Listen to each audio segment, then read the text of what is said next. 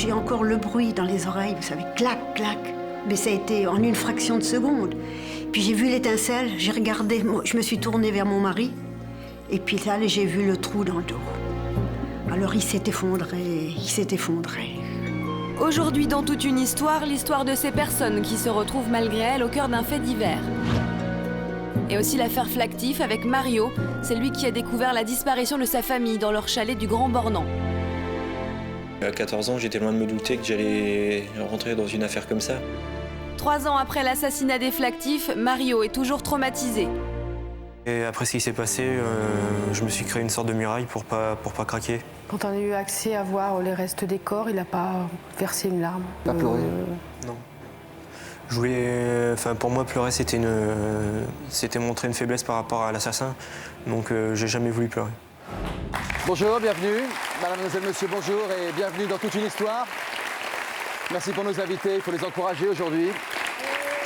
Imaginez que vous partiez en vacances dans un chalet à la montagne, vous y rejoignez votre famille et votre arrivée, la maison est vide. Toute la famille a disparu, évaporée, volatilisée. À partir de ce jour-là, vous vous retrouvez seul au monde. Votre histoire fait la une des journaux parce que vous vous retrouvez au cœur d'un terrible fait divers. Cette histoire, c'est celle de Mario, qui est le seul survivant de la famille Flactif, devenue tristement célèbre. Le drame du Grand Bornand, ça vous dit forcément quelque chose. Mario avait 14 ans à l'époque, lorsque sa famille a été assassinée. Il en a aujourd'hui 18. Pour la première fois, Mario vient soulager son cœur et nous raconter son histoire. Il est le seul survivant de la tuerie du Grand Bornand. Il a accepté de nous apporter son témoignage. Souvenez-vous, c'était le vendredi 11 avril 2003. Xavier Flactif, sa compagne Graziella Ortolano et leurs 3 enfants disparaissent de leur chalet du Grand Bornand. Le mystère reste entier après la disparition il y a plus de 3 semaines de la famille Flactif au Grand Bornand. Mais les enquêteurs restent très prudents. Nous avons retrouvé Mario, le fils aîné de la famille. C'est lui qui a découvert le chalet vide le lendemain de la disparition. Vers 10h, je suis arrivé devant le chalet, donc il était fermé. J'ai attendu toute l'après-midi en espérant avoir des nouvelles sans en avoir. J'imaginais qu'il y avait peut-être eu un accident de voiture parce que Xavier roulait assez vite en montagne. À 14 ans, j'étais loin de me douter que j'allais rentrer dans une affaire comme ça. Le jour même où Mario découvre le chalet, la presse relate la mystérieuse absence de la famille Flactif. Ils sont soupçonnés d'avoir fui à l'étranger pour échapper à une histoire mafieuse. Pour Mario, c'est le choc. Il se trouve au centre d'un fait divers où sa famille est calomniée. Aujourd'hui, j'ai envie de témoigner pour dire que ma famille, c'était une famille normale. Mes 2 parents travaillaient, les enfants adoraient vivre, ils s'amusaient, ils faisaient des activités. Et que c'est pas les escrocs qu'on a montrés pendant pas loin de 2 ans. Mais 5 mois après la disparition, le couperet tombe. La gendarmerie interpelle 4 suspects, dont un qui avoue les 5 crimes. L'enquête révèle alors que la famille a été assassinée par un voisin jaloux. Tout l'espoir que j'avais fabriqué, tout s'est écroulé et c'est encore pire que ce que je croyais. Bonjour Mario, vous avez 18 ans aujourd'hui. Oui. Vous venez vous soulager le cœur et puis raconter aussi votre point de vue sur les choses, puisqu'il y a des choses qui ont été dites sur votre famille qui ont été très dures à supporter. Il y a eu plein de rebondissements. Pourquoi on a dit autant de choses fausses et désagréables sur votre famille, vous pensez ? Je pense qu'il y avait beaucoup de gens jaloux au Grand Bornand, parce que c'était pas des gens de la région qui ont réussi à faire augmenter les prix comme ils l'ont fait et que Xavier était noir. Faire augmenter les prix, c'est-à-dire ? C'est-à-dire qu'ils sont arrivés au Grand Bornand pour être promoteurs immobiliers et qu'en l'espace de 3 ans, ils ont fait doubler le prix des terrains pour les revendre. Et comme Xavier était noir, je pense que ça jouait pour la jalousie. Dis donc, ça va loin pour des histoires de couleurs. Ça, c'est dur à encaisser aussi. Comment vous vous reconstruisez aujourd'hui ? Aujourd'hui, j'essaie de penser plus à l'avenir qu'au passé. J'essaie de me consacrer aux cours pour pouvoir étudier plus tard. Vous en êtes où ? Là, je suis en terminale et ensuite, je ferai une fac de droit. C'est une année importante alors ? Ouais. Bon courage à vous. Quels étaient vos espoirs jusqu'au dénouement ? J'espérais qu'il soit parti, qu'il n'ait rien eu. Et en septembre, tout s'est écroulé. Vous pensez que c'était possible qu'il soit parti comme ça ? Non, je ne pensais pas que ce soit possible parce que connaissant ma mère et Xavier, il ne m'aurait pas laissé il m'aurait pas laissé arriver au Grand Bornand tout seul. Mais je préférais qu'il soit parti en me laissant plutôt qu'il leur soit arrivé malheur. Où est-ce qu'ils auraient pu partir s'ils étaient partis ? Je ne sais pas du tout. Et pourquoi ? Je sais pas, peut-être qu'ils auraient pu avoir des menaces pour leur travail. Ce sont des scénarios que vous avez imaginés, ça? Bah, j'ai imaginé... Non, j'ai pas imaginé qu'ils soient partis, j'aurais aimé plus qu'ils soient partis. Mais Vous l'avez espéré? J'ai espéré. J'ai imaginé plus qu'ils avaient eu un accident de voiture ou qu'ils se soient fait séquestrer. Donc quelque chose de toute façon d'assez tragique. Quelque temps après, c'était le 12 avril 2003, c'est une date que vous n'avez pas oubliée. Qu'est-ce qui s'est passé ce jour-là? Bah, je suis arrivé au Grand Bornand pour aller en vacances chez ma mère. Et il n'y avait personne. Donc, vous étiez tout seul? J'étais tout seul, oui. J'ai frappé à la porte et personne n'a répondu. Et à partir de là, tout est arrivé vite. Vous aviez les clés? Non, j'avais pas les clés. D'habitude, ma mère était là dans le chalet pour m'attendre. Pour quand j'arrivais, là, il n'y avait personne. Donc votre mère, votre beau-père et vos demi-frères, demi-sœurs, qui étaient pour vous comme des frères et sœurs?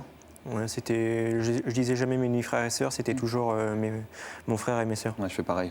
On vient de vous entendre dans le reportage dire à 14 ans, je n'imaginais pas rentrer dans une affaire comme ça, mais qui peut imaginer une chose pareille? Moi, je pense qu'on ait 14 ans ou plus, on n'imagine pas. Pas une question d'âge. Le problème, c'est qu'à 14 ans, vous avez été interrogé comme un adulte par la police, par les magistrats. Quelles étaient les questions qui revenaient sans cesse? Bah, on me demandait comment Xavier était avec moi, si j'avais déjà vu Xavier se disputer avec quelqu'un, si je pensais que quelqu'un particulier pouvait lui en vouloir. Donc moi, je suis arrivé au commissariat, ils m'ont posé ces questions, je ne savais même pas où j'étais, je ne savais pas ce qui se passait, donc j'étais perdu.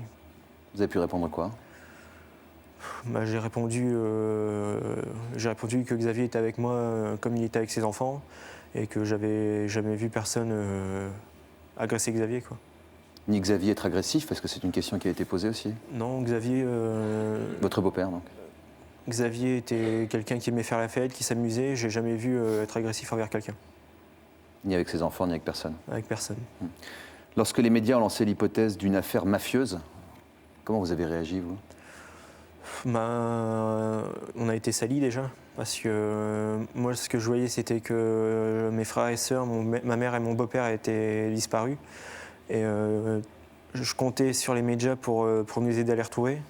Et en fait, j'ai réalisé qu'ils créaient plus une psychose chez les gens plutôt qu'autre chose. Cette affaire mafieuse, vous y avez cru, vous? Non, j'ai jamais cru. On a entendu que ma mère aurait été de la mafia parce qu'elle était sicilienne, que le père de Xavier avait des discothèques alors que rien n'était vrai. Quand bien même il aurait eu des discothèques, ça n'aurait pas changé grand-chose, mais enfin, ce sont des rumeurs qui s'emballent. Ouais, c'est des rumeurs du village, quoi. Vous aviez un cercle d'amis ou de proches pour vous protéger? Non, pas spécialement, par ma famille qui m'entourait beaucoup. Votre tante, Ma tante Sandra, Sandra, qui est là, votre père aussi? Mon père, oui. Il a fallu 6 mois, qu'est-ce que c'est long dans ces moments-là pour découvrir la vérité? En même temps, est-ce qu'on a envie de l'entendre, la vérité? Cette vérité-là, non, on n'a pas envie de l'entendre. Ce qu'on veut entendre, c'est on les a retrouvés, ils étaient à tel endroit, mais là, tout ce qu'on nous a dit, c'est on a retrouvé l'assassin et il a brûlé tout le monde. Cash comme ça? Sec comme ça? Enfin, moi, mon père me l'a pas dit comme ça, mais... C'est votre père qui vous l'a dit? Ouais. Comment ça s'est passé? On était à deux dans une pièce et il m'a dit qu'il avait quelque chose à me dire. Et bah là, il m'a dit, les gendarmes ont appelé, ils ont retrouvé un assassin et il a voulu avoir tué tout le monde et les avoir brûlés. Donc bah là, tout s'est écroulé, quoi. Comment vous avez réagi? Vous aviez 14-15 ans, là. Bah, je me suis écroulé, je suis tombé. Et, Tombé? Je suis tombé, ouais. Et après, pendant 2 ans, j'ai tout pris sur moi, j'ai rien montré de ce que je ressentais. À personne? À personne. Même tout seul, je craquais pas, je gardais tout.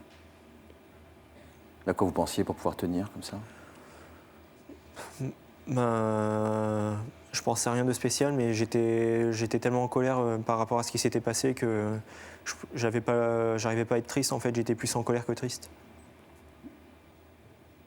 Vous avez pu le soutenir, dialoguer avec lui, Sandra, pendant cette période?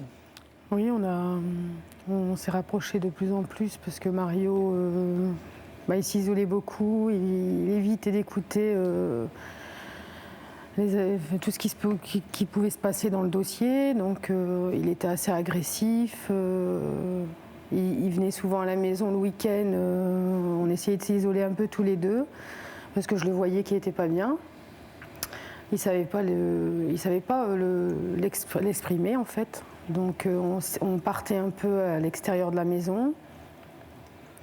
Et puis là, j'essayais de faire craquer Mario parce qu'il gardait tout en lui. Donc il s'interdisait de pleurer, il s'interdisait de... Pas pleurer? Non. Pour moi, pleurer, c'était montrer une faiblesse par rapport à l'assassin. Donc j'ai jamais voulu pleurer. Vous n'avez jamais voulu ou vous n'avez jamais pu? Non, j'ai jamais voulu pleurer. Même quand j'étais à la limite de pleurer, je me retenais. Pour montrer que vous étiez fort? Je voulais pas... pour moi, pleurer, ça aurait été ça aurait fait gagner l'assassin, en fait, donc je voulais pas. Parce qu'il a fait ça pour faire de la peine, vous pensez? Il a fait ça pour anéantir la famille, donc si je montrais que moi j'étais anéanti, il aurait gagné. Ça aurait été une victoire de plus. À 14 ans, vous êtes retrouvé donc orphelin, le seul survivant de la famille. Ça vous ronge? Comment on peut surmonter une chose pareille? Comment on peut surmonter un tel traumatisme? Comment on fait son deuil personnel? On essaie de plus penser à l'avenir.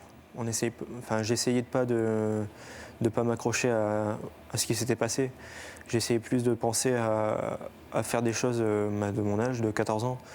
Et, donc ça me permettait de m'évader un peu de l'affaire. Vous y arriviez? J'y arrivais tant que j'étais avec des amis. Et arriver chez moi, tout seul, ouais. Arriver chez moi, il y avait que ça. Comment vous faisiez pour tenir le coup chez vous tout seul? Déjà, j'avais mes frères et sœurs de chez mon père. Donc je m'occupais un peu d'eux pour... Vous êtes l'aîné? Ouais. Donc je m'occupais un peu d'eux pour passer le temps, pour pas penser à Sarah Laetitia ou Grégory. Ou sinon, j'allais chez mes grands-parents ou chez Sandra. Votre deuil personnel, alors que votre histoire est devenue publique, est encore plus difficile à faire. C'est un reportage. Après avoir appris l'assassinat de sa famille, Mario est très choqué et se sent coupable du drame. La culpabilité, elle était là tout le temps. Si j'avais le choix de retourner dans le temps, je rentre dans le chalet, quitte à ce que moi j'y reste, les enfants ils sortent. Confronté à de tels sentiments, Mario a besoin de se confier. C'est sa tante Sandra, en seconde maman, qui le pousse à sortir sa colère. Il culpabilise tellement de ne pas avoir été avec sa mère ce soir-là, puisqu'il devait être là-bas. Je crois que chaque jour, c'est toujours difficile. Ne pas dire maman, je crois que chaque jour, c'est difficile. Mario, il a une place énorme pour moi, donc même si c'est mon neveu, il est comme un de mes enfants, quoi. À force de discuter, qu'elle me dise que c'est pas bien de pas en parler parce qu'à un moment donné, je serais pas bien dans ma peau. Et ça fait qu'à un moment donné, je me suis débloqué et j'en parle mieux. Je lui ai expliqué comment ça a pu se passer dans le chalet. 3 choses que j'ai appris qui ont été vraiment dures. C'est déjà, premièrement, le fait qu'ils aient été assassinés, le fait qu'ils aient été brûlés après, puis plus tard, qu'ils avaient été frappés aussi.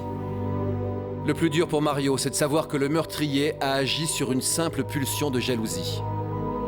Ce qu'il nous reste de 5 personnes, c'est un cercueil de 1,10 m vide, avec une pellicule de poussière au fond. Et quelques morceaux d'ossements, c'est tout.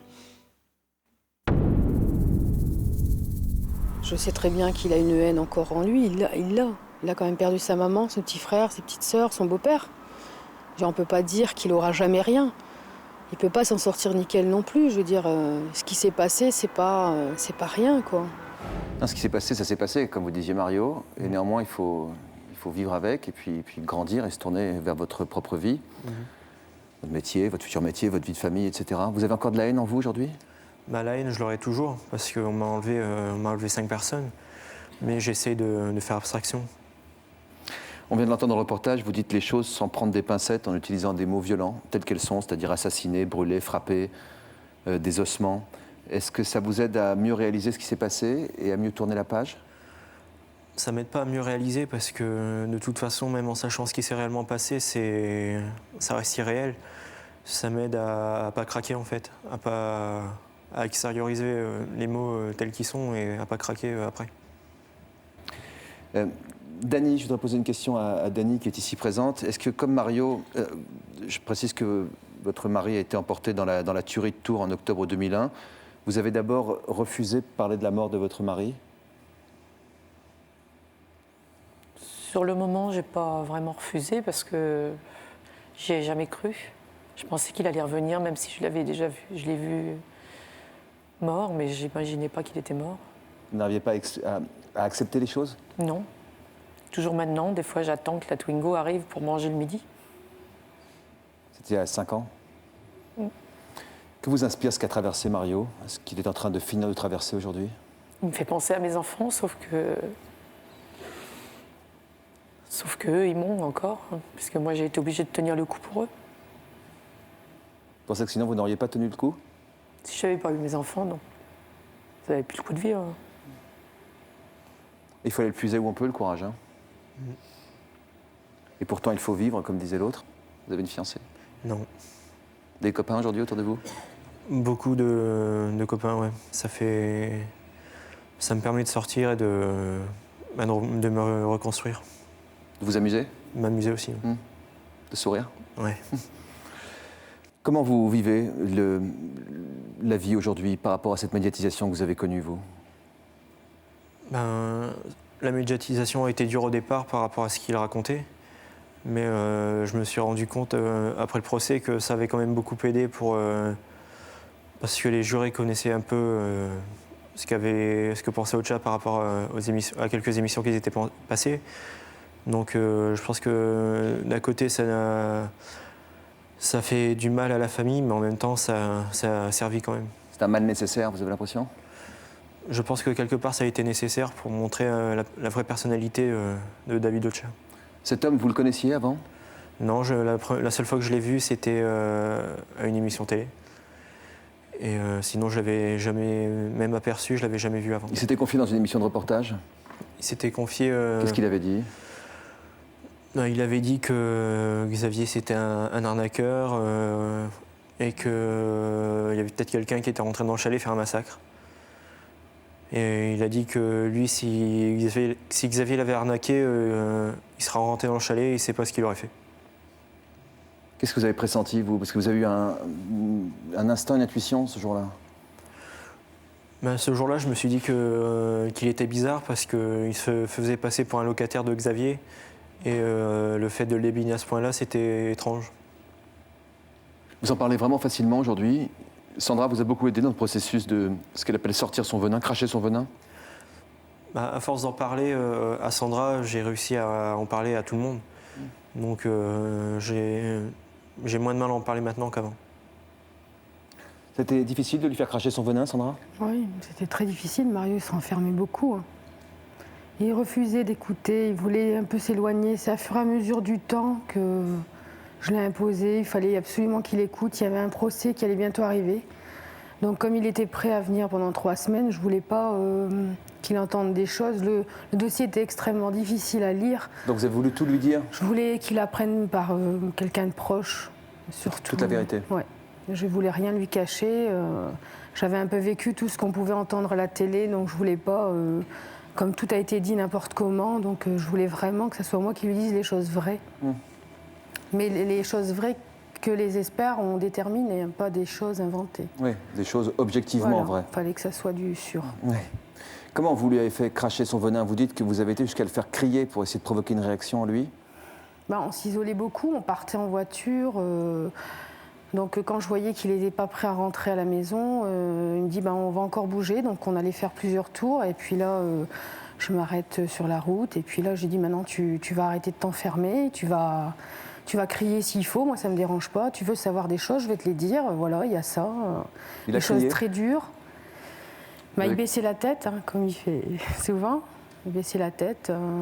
Il avait compris beaucoup de choses, mais il voulait les entendre sans vouloir les entendre.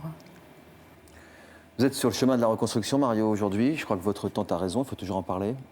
Essayer de rien garder sur le cœur, évacuer cette vilaine culpabilité que vous aviez en vous et qui n'a pas lieu d'être.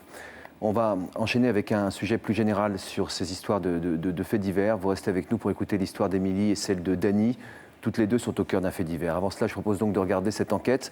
Comment une histoire personnelle devient un fait divers? Pourquoi ces histoires dramatiques font-elles couler autant d'encre? Voici quelques éléments de réponse.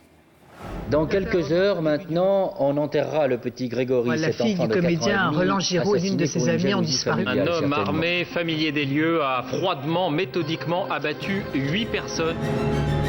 Violence, disparition, meurtre. Les faits divers font constamment la une des journaux télévisés. Quotidiens et magazines font eux aussi régulièrement leur couverture avec des histoires dramatiques. Mais pourquoi sommes-nous tous tant fascinés par ces récits? Les gens s'intéressent aux faits divers comme ils s'intéressent à un polar ou à une série télé.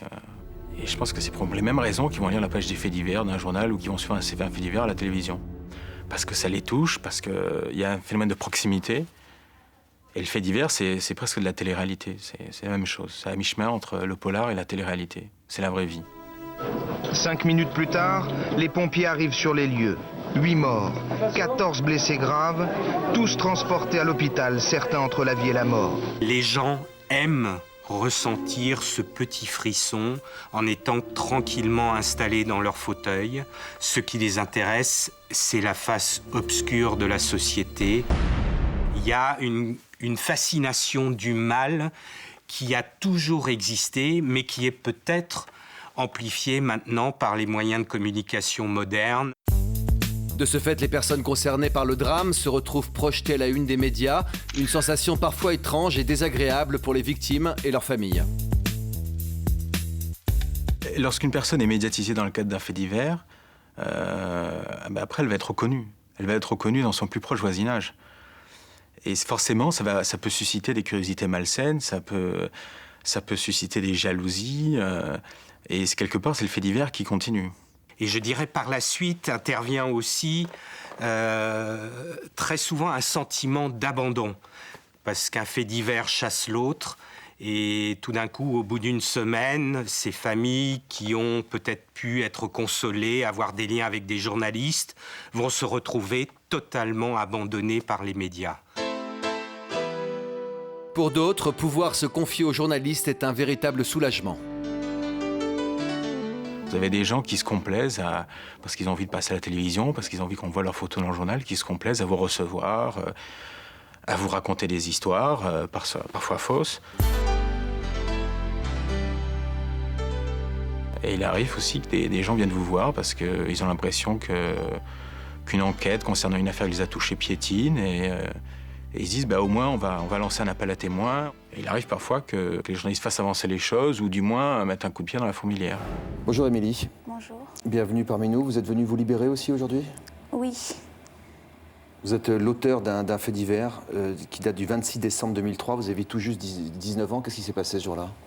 En fait, suite à une énième dispute familiale entre mon beau-père et ma mère, mon beau-père est décédé. Donc ça s'est passé très vite. Donc je suis venue m'interposer parce qu'ils en venaient aux mains comme d'habitude et je commençais à en avoir marre. Ça faisait 2 jours que Noël était passé. Je voulais avoir un petit peu de paix pour les vacances, avoir au moins des vacances normales une fois dans ma vie. Et donc ce jour-là, j'ai essayé de les arrêter. Ça a empiré, finalement il m'a menacée et j'avais un couteau suisse que j'avais eu pour Noël. J'ai sorti mon couteau en menaçant mon beau-père, en lui disant qu'il fallait que ça s'arrête, que maintenant je voulais qu'il se soigne, que ça change, qu'on ait enfin une vie normale. Et à partir de ce moment-là, il est parti dans un grand éclat de rire. Il s'est énervé et en quelques secondes, il m'a attrapé le bras, il s'est planté le couteau dans le cœur.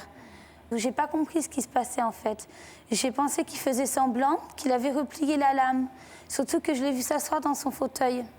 Et en fait, après, quand les enquêteurs ont fini leurs expertises, j'ai compris qu'il s'était pas assis, mais qu'il était tombé en arrière suite au coup. Et donc, c'est difficile à croire qu'il a pris le couteau, le bras lui-même. Je sais que vous l'avez expliqué plein de fois. Je sais, c'est très, très difficile. Vous avez le couteau dans la main et de dire que c'est l'autre qui a pris le couteau pour se tuer lui-même. En fait, je pense pas qu'il voulait se tuer. Parce qu'avant que ça se passe, quand il m'a attrapé le bras, en même temps, il a dit « Je vais pouvoir me débarrasser de toi, je vais t'accuser de tentative de meurtre ». Donc, ce qui prouvait bien qu'il voulait pas mourir. Qui était là à ce moment-là? Il y avait ma mère qui était présente et donc mon frère et ma sœur qui étaient dans la chambre au fond de l'appartement. Donc dans la pièce où s'est passé l'incident, il y avait moi et ma mère. À ce moment-là, les voisins ont sonné et ma mère m'a demandé de venir m'excuser pour le bruit qui avait été fait, parce que bon, il y a eu beaucoup de cris. Et quand je suis revenue dans la salle à manger, j'ai vu qu'il était tout blanc. J'ai compris qu'il y avait un problème. J'ai couru, j'ai vu qu'il n'y avait plus de pouls, je l'ai descendu et j'ai fait les gestes de premier secours. J'ai essayé de le réanimer et j'ai appelé le SAMU. Et pendant 45 minutes, on a attendu. Ils ne sont pas venus, ils sont arrivés qu'au bout de 45 minutes. Et forcément, 45 minutes sans que le cerveau soit oxygéné, il y avait peu de chances qu'ils s'en sortent. Vous réalisiez ce qui était en train de se passer ? J'ai pas vraiment réalisé. Ça s'est passé tellement vite dans la soirée, j'ai pas compris. Et au moment de comprendre, vous vous êtes dit « je suis une criminelle » ? J'ai mis longtemps à comprendre. C'est-à-dire que ma mère, mon frère, ma sœur et moi avons été emmenés donc, au commissariat. On a été tous séparés et mis en garde à vue, même mon frère et ma sœur qui étaient mineurs à l'époque. Mon frère et ma sœur ont été libérés au bout de 24 heures. Après, moi, j'ai été donc emmenée au Beaumet, donc la prison pour femmes de Marseille. Et ma mère a été libérée. En détention provisoire ? Voilà, en détention provisoire. Et là encore, je ne comprenais pas ce qui m'arrivait. J'ai pas assimilé les choses. En fait, pour moi, j'étais comme dans un coma qui a duré pratiquement 1 mois et demi, quoi. Vous êtes resté combien de temps en prison en tout ? Presque 4 mois. Donc en prison, donc, au bout du 2e mois, vous avez commencé à réaliser des choses en parlant avec les filles, avec les gardiens ? Donc j'ai eu la chance de tomber sur une co-cellulaire qui m'a aidée, qui a été là pour moi, donc Jessica, qui m'a sauvé la vie aussi parce que j'ai fait une tentative de suicide. Et c'est vrai qu'elle a réalisé ce qui se passait et elle m'a sauvé la vie parce qu'elle a appelé les surveillantes et que j'étais amenée. Donc, ça a été lourd sur votre conscience ? C'est très lourd à porter. Encore aujourd'hui ? Ah oui, même aujourd'hui, même si je sais que je ne suis pas responsable entièrement de ce qui s'est passé, parce que je sais très bien que je ne l'ai pas tué, c'est un accident, ça a été très vite. Dès le début du procès, donc qui a duré 3 jours, on m'a quand même dit que je risquais jusqu'à 30 ans de réclusion criminelle pour homicide volontaire. Et quand, au bout de 3 jours, le procureur et le juge vous annoncent que vous êtes juste condamné à 18 mois avec sursis pour violence volontaire, tout d'un coup, je suis tombée, quoi. Je suis tombée assise et j'ai vraiment eu un grand soulagement. Parce que d'un coup, j'avais à nouveau des perspectives d'avenir. C'est-à-dire que pendant 3 jours, ça a été très dur pour moi, parce que je ne savais pas ce qui allait arriver. J'avais une grande peur, c'était qu'on ne reconnaisse pas mon innocence et que je me retrouve à nouveau enfermée. 4 mois de prison à 19 ans, pour une histoire comme celle-là. Vous avez eu des relations avec votre maman à ce moment-là ? Non, je n'ai pas vu ma mère pendant 3 mois. Même si vous n'avez pas été reconnu responsable de cette mort, on ne peut pas s'empêcher de se dire que vous avez sorti ce couteau ? Oui, tout à fait, mais je le reconnais moi-même. Vous regrettez ? Non, je ne peux pas dire que je regrette d'avoir sorti mon couteau parce que je ne pensais pas qu'il se passerait une telle chose. Je pensais juste menacer mon beau-père et l'obliger à se faire soigner. Je voulais qu'il y ait une thérapie familiale et que tout le monde se fasse soigner. Mais il était malade mentalement, vous pensez ? Je pense qu'il avait une double personnalité. C'est-à-dire qu'il y avait des moments où il se comportait comme un homme normal. Il pouvait nous amener au restaurant, nous faire des pique-niques sur la plage, visiter des villes. Et tout d'un coup, sans savoir pourquoi, il changeait de comportement. C'était les coups, les objets qu'on nous lançait à la tête. De l'alcool ? Non, il buvait pas. Il fumait des cigarettes, mais il buvait pas. Oui, les cigarettes, on pense pas que ça modifie le comportement. Vous pensez que vous allez réussir à tourner la page ? J'ai tourné la page, mais ça restera tout le temps dans ma vie. Je veux dire, ça ne me quittera pas. Vous restez avec nous pour écouter notre prochaine histoire. Vous vous souvenez de ce terrible fait divers qu'on appelait la tuerie de Tours ? C'était en octobre 2001. Un homme a tiré à bout portant sur 4 personnes dans la rue, sans aucune raison. Voici un rappel des faits. Et juste après, nous recevrons donc Dany, la femme d'une des victimes, et Joël, l'ex-femme du meurtrier. Cette femme s'appelle Joël. C'est l'ex-femme de l'homme qui a tué 4 personnes à Tours le 29 octobre 2001. Avant de commettre ce crime en série, cet homme sans histoire était chez lui avec ses 3 enfants. Fabien a demandé à son père de préparer le déjeuner de la petite. Son père avait travaillé, donc il était fatigué. Et donc du coup, il y a eu une querelle entre le fils et le père. Et pour éviter de taper sur ses enfants, Il a préféré sortir de la maison. Il a pris son arme, il est parti à Tours. Nicole, elle, marchait dans la rue avec son mari, quand soudain... On a entendu des détonations. Ça fait un bruit épouvantable. Et là, on a vu surgir un homme avec un fusil. J'ai encore le bruit dans les oreilles, vous savez, clac, clac. Mais ça a été en une fraction de seconde. Puis j'ai vu l'étincelle. Je me suis tournée vers mon mari. Et puis là, j'ai vu le trou dans le dos. Il a levé les bras pour se donner de l'air. Et puis il s'est effondré à mes pieds. Puis il est mort sur le coup, je l'ai vu prendre son teint de cire, vous savez, c'est affreux. Elle, c'est Dany. Son mari aussi a été victime du tueur. On prenait le petit déjeuner et mon mari s'est apprêté à partir. Nous a fait un bisou comme à chaque fois qu'il s'en va et en nous disant à tout à l'heure, puis il est parti. Il marchait d'un pas décidé sur le boulevard Béranger. Et sa vie s'est arrêtée là, alors que nous, on était dans un calme parfait. La personne qui n'a pas vécu ça ne peut pas savoir ce que... Vous êtes démoli, vous ne savez plus. Vous êtes dans un second, dans un autre monde. Vous vous demandez ce qui vous arrive. C'est la vie qui s'écroule, il n'y a plus de vie, il n'y a plus rien. Si on n'avait pas d'enfants, je pense que tout le monde m'a dit faut tenir le coup pour les enfants, mais si on n'avait pas d'enfants, vaut plus le coup de vivre, quoi. Pourquoi, ce jour-là, on est allé à Tours? Pourquoi? On y allait à peu près que pour des papiers, que pour des besoins urgents. Les petits-enfants, il ne les connaît pas. Le mariage de son fils, il ne l'a pas connu. Il ne connaît pas les victoires de ses enfants, ses réussites, tout, quoi. Il profite de rien. Je n'accepte pas ça. Mourir comme ça, sur un trottoir. Pour rien. C'est dur. C'est très dur à vivre.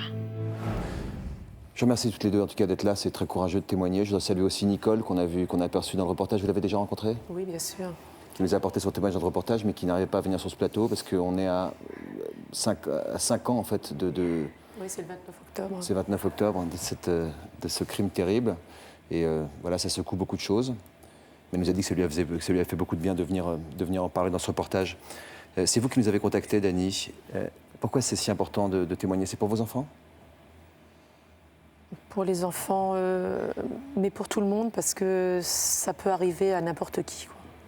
Cet homme a tué sur Henri, mon mari, et leur papa, comme ça aurait pu être n'importe qui dans la rue. C'est surtout ça, c'est que quelque part, il peut y avoir quelqu'un qui, comme on a pu dire, pète les plombs, entre guillemets, peut tirer sur n'importe qui et briser plein de vies d'un coup. C'est un meurtre gratuit. Quand on dit gratuit, c'est qu'il n'y a aucun mobile particulier? Rien. Qu'est-ce que ça change pour vous, ça? Maintenant, plus rien. Parce que le seul manque, c'est lui, quoi.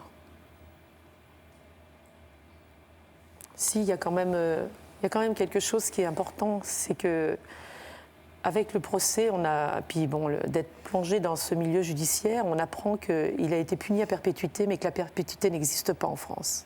Une peine de sûreté? Oui, donc maintenant il lui reste 17 ans à faire, c'est sûr. Donc mais il a eu dans 17 ans, il 23 ressortira, ans. quoi. 17 ans ou guère plus, il ressortira. Et ça, c'est inadmissible. Ce qui va pas pour nous, mais il recommencera. Ça fait froid dans le dos. Nous avons son ex-femme qui est là aujourd'hui, qui va nous apporter son témoignage. Du jour au lendemain, cette histoire, qui est un drame personnel, se retrouve à la une des journaux. Pour une seule raison, c'est que cet homme voulait que son nom soit connu de tous. Ça fait vraiment froid dans le dos. Pour lui, il fallait que ça reste dans l'histoire. Et donc, il a décidé de passer à la télé de cette façon-là, en tuant des gens. Et en plus, en tirant sur la police, c'est clair qu'il était encore plus médiatisé. En effet, très vite, comme le voulait l'assassin, les médias s'emparent de l'affaire. Tour maintenant avec ce qui ressemble donc à un geste de folie meurtrière totalement imprévisible, celui d'un homme sans histoire qui a ouvert le feu sur les passants, place de l'Hôtel de Ville, puis sur les policiers qui ont tenté de l'interpeller. Nicole, accablée par le chagrin, doit en plus gérer les journalistes. Il y a eu tous les médias qui me téléphonaient à la maison pour savoir quoi, pour que je les reçoive. Je ne pouvais pas. J'étais bloquée, c'était pas possible, je ne pouvais pas. Nicole ne veut pas parler, mais les journaux télévisés diffusent quand même des images qu'elle n'oubliera jamais. Il y a des choses qu'il ne faut pas dire, qu'il ne faut pas montrer. Les images qui ont été le plus dures à regarder à la télévision, c'est quand les pompiers m'ont tiré par les bras parce que je voulais rester près de mon mari, ils m'ont tiré pour me monter dans l'ambulance. Ça a été, c'est très dur à voir, ça. Et m'entendre crier. Ça, c'est difficile pour moi. Et ça a été difficile pour les enfants à regarder. Pour Dany, la médiatisation de l'affaire a été positive. Le fait que les médias en parlent, moi j'avais plus l'impression que ça mettait mon mari en valeur finalement. Et c'est ce qu'il méritait. Ce qui pourrait être bien, c'est que les gens prennent conscience que ça existe, que ça s'est fait par hasard, hein, et que ça peut arriver à n'importe qui. Donc tout le monde est concerné. Une fois que les journalistes ont couvert toute l'affaire, Nicole a senti un grand vide. Après, on ne parle plus de vous, plus rien. Vous n'avez plus de main tendue. Quelqu'un qui vient vous voir, qui vient pour vous soutenir, qui vient parler. Vous êtes abandonné. Et c'est ça le plus difficile à vivre. Pour moi, ça a été très dur. Violaine, votre maman dit que la médiatisation a mis votre père en valeur. Vous êtes d'accord avec ça? Oui. Ses qualités, qui il était? Oui. Et ça fait du bien, c'est un soutien, ça? Dans un malheur pareil? Oui, c'est sûr. On a besoin, dans ces moments-là, on a besoin de voir que les gens, même s'ils ne connaissaient pas, que c'était quelqu'un de bien. Que les gens qui lisaient le journal ou qui écoutaient les infos voient que c'était quelqu'un de bien.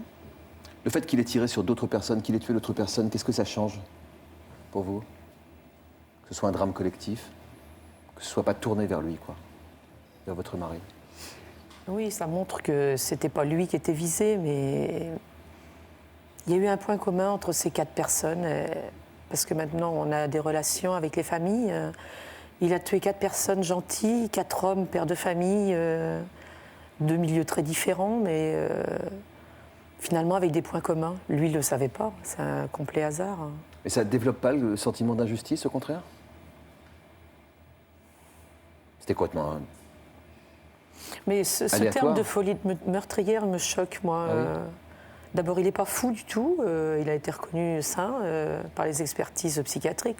Bien sûr, quelqu'un de normal ne va pas tuer personne. Mais fou, c'est pas le mot? Non. Non.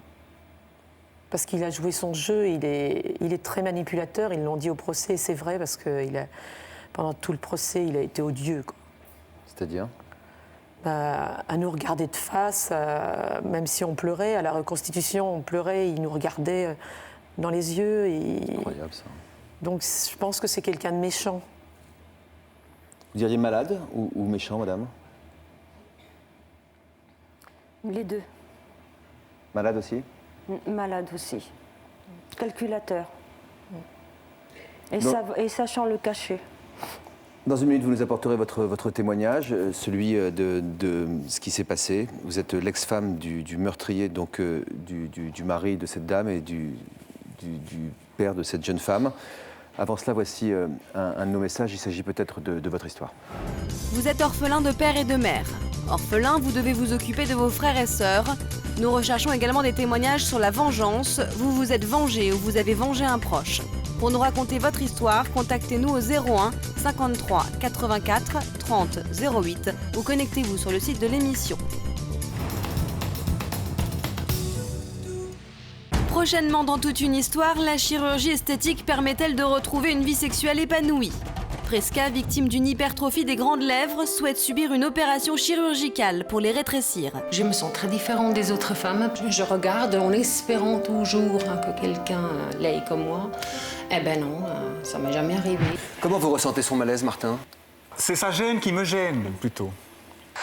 À 60 ans, Pierre est diabétique et ne peut plus avoir d'érection. Il a décidé de se faire poser un implant pénien pour sauver l'harmonie sexuelle de son couple. À 60 ans, on est très jeune, surtout quand on est jeune dans la tête en plus. La vie ne s'arrête pas à 60 ans. Mais la chirurgie peut aussi aider à doper ses capacités. C'est l'histoire d'Annabelle qui, malgré une sexualité satisfaisante, a fait gonfler son point G par injection. Dites que le plaisir a été multiplié. Oui, au moins par 10, oui, c'est clair. Vous étiez séparés de cet homme depuis combien de temps au moment des faits? On était divorcés depuis plus d'1 an, un an et demi à peu près. Vous avez été surprise par ce qui s'est passé? Surprise, pas réellement. J'espérais qu'il n'arrive pas à passer l'acte. Il en avait déjà parlé? Oui. Comment il en parlait? Il en parlait que de toute façon, il irait à Tours, il descendrait des hommes principalement et des flics pour que ça soit médiatisé, que ça soit dans les journaux, qu'on en parle à la télé. Il fallait que ça fasse un fait divers extraordinaire. Vous avez partagé combien d'années de vie avec lui? 15 ans. Vous le connaissiez suffisamment pour penser que ça pouvait être vrai? Oui. Je suis partie, on s'est séparés à cause de ça. Parce qu'il devenait trop dangereux. Avec vous, il l'était aussi? Envers des pulsions, envers les enfants, oui. Moi, j'avais été soupçonnée de le surveiller, il mettait des dictaphones partout dans la maison, il croyait que je téléphonais au boulot parce qu'il était suivi. C'est de la paranoïa, ça? Oui, en quelque sorte, oui, mais bon, les experts l'ont pas jugé paranoïaque, donc sain d'esprit. Vous avez cherché à prévenir la police, à essayer de prendre les devants par rapport aux événements? Oui, j'ai prévenu les services de police, j'ai prévenu l'hôpital, j'ai été voir sa psychologue. Donc elle m'a dit, de toute façon, dans ce cas-là, vous n'avez qu'une chose à faire, c'est partir. Parce que plus ça arrive, plus ça passait dans l'âge et plus ces crises, moi j'appelais ça des crises, revenaient régulièrement, trop souvent. Donc vous avez prévenu, vous avez appelé la police? Il n'y a rien à faire. En France, il n'y a aucune structure pour aider les familles dont le proche est paranoïaque. Déjà là, il est dans un milieu, il est incarcéré, il n'est même pas reconnu malade. Comment voulez-vous, nous vivons avec eux, pouvoir incarcérer, pas incarcérer parce qu'il l'est, mais hospitaliser des gens qui sont malades. Donc il n'y a pas eu de délit. La seule chose qui le fait, c'est si le patient se sent lui-même malade, peut se faire hospitaliser. Sinon, nous, rien. On peut prévenir n'importe qui, il n'y a rien. Vous pensiez vraiment qu'il pouvait tuer 4 personnes? Oui, oui. Il avait des armes à feu? Disons, quand on s'est connus, il en a eu une. Et un jour, il me l'a mis en face. Donc, j'ai arrivé à maîtriser l'arme et à le casser. Donc, après, j'ai supprimé les armes. Je ne voulais plus qu'il ait d'armes dans la maison parce qu'il aimait ça. Et donc, dès qu'on a divorcé, la première chose qu'il a été faire, il s'est inscrit dans un club de tir que j'avais prévenu pourtant ce monsieur que je ne voulais pas qu'il s'inscrive au club de tir parce qu'il était dangereux. Le monsieur du club de tir? Oui, donc ils ont pris quand même son adhésion et de là il s'est acheté une arme. Un jour il est venu à la maison, il m'a donné son chargeur, il me dit je sens que ça va pas, je te donne mon chargeur. Donc là, ce jour-là, je ne pouvais pas avoir d'arme à la maison, j'en voulais pas. Donc le chargeur, j'ai été le déposer chez sa mère. Donc je suppose qu'il a été récupéré chez ses parents. Et donc, apparemment, lui ne l'a jamais eu en main. Donc, il a été racheté la fameuse arme qui a servi à tuer. Vous avez vraiment tout fait, madame. Hein. J'ai fait ce que j'ai pu.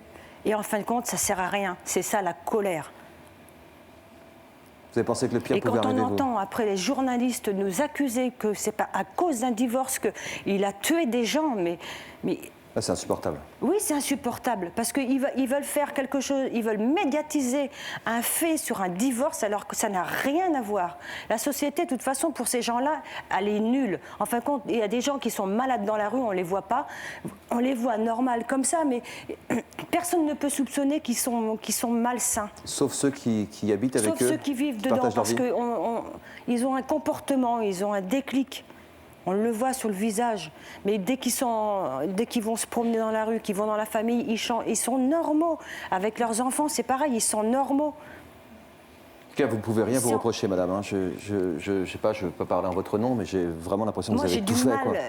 Moi, je suis révoltée par rapport à la société et j'ai du mal pour ces familles. Vous étiez séparée de cet homme au moment du meurtre, pourtant vous vous sentez responsable, on le comprend.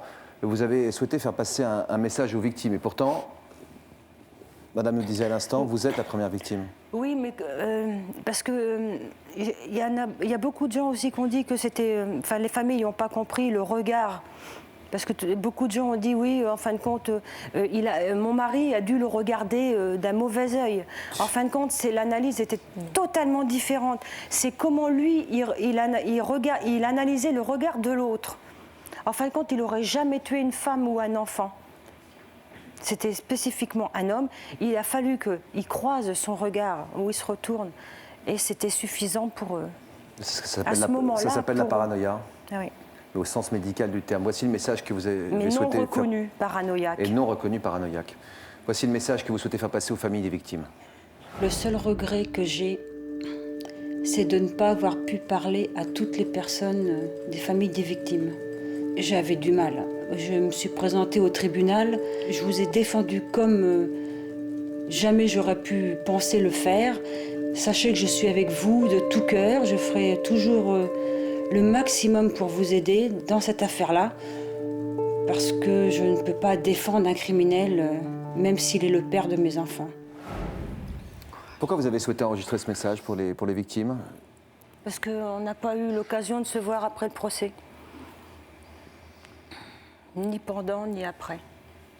Et ils ont essayé de me joindre, de faire un rassemblement, mais je ne pouvais pas. Est-ce que vous vous êtes vu pendant ce procès, vous avez témoigné contre votre mari? Oui. Qu'est-ce que vous avez dit? J'ai dit tout ce qui s'était passé en 15 ans, ma révolte. Et puis lui, la haine que j'avais envers lui. Le fait que maintenant il baisse la tête quand on lui pose des questions, il fait celui-là qui a mal au crâne, il n'assume pas ce qu'il a fait. Vous avez été le voir en prison? Non, je ne veux pas le voir. Et comment vous savez qu'il baisse la tête et qu'il n'assume pas? Parce qu'au procès, j'y étais. Par contre, tout ce qui est en affaire avec les médias, avec la presse, c'est mon mari qui les a eus. Et lui aussi, il a beaucoup de choses à dire. Parce qu'ils ont déformé énormément de choses et on a été poursuivis avec les enfants dans la voiture. C'était une horreur. Nous aussi, on aurait pu mourir à cause de cette affaire.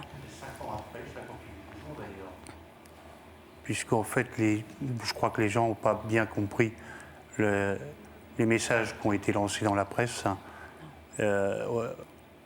et ont déformé beaucoup de choses, comme beaucoup d'histoires, on l'a vu depuis le début. Il y a toujours des gens qui veulent se mettre en avant et qui connaissent l'histoire mieux que l'entourage ou la famille en priorité. Or que nous, on faisait partie de son entourage, puisque moi, je les ai connus.